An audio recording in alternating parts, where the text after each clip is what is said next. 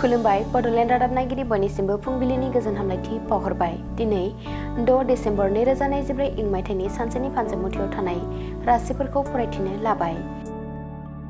मेष राशि, गोसोनि साननायखौ बुंनानै लानो हागोन, गावनि थांखियाव सहैनो हागोन, साना गोजोनै बारलांगोन। वृष राशि, रांखावरिनि आंखाल नुजाथिनो हागौ, फालांगियाव जेंना नुजाथिगोन, साननाय लुबैनायखौ फैमाल जागोन। मिथुन राशि, गावनि थांखियाव दावगानो हागोन, गिदिर सुबुंफोरनि हेफाजाब मोनगोन, बिमा बिफानि साननायखौ जाफुंहोनो हागोन।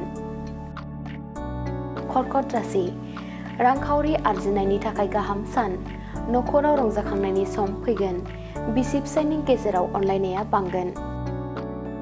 सिंह राशि, गोजोन गैयै सान, नखर संसाराव अर जोंगोन, गुबुन सुबुंनि बोसोनखौ मानिनानै सोलिनाया गाहाम।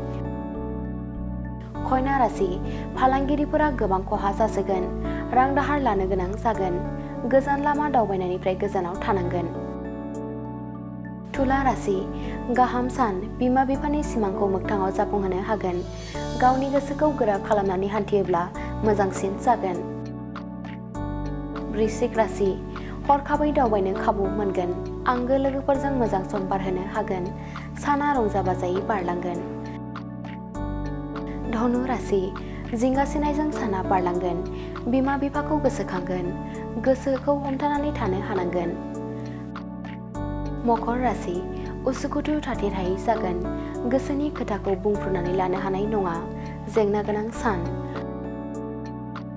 कुम्भ राशि, आखायाव मोजां खामानि फैगोन, मोननो गोनां रां रुफाखौ मोनफुंनो हागोन, साना गाहामै बारलांगोन।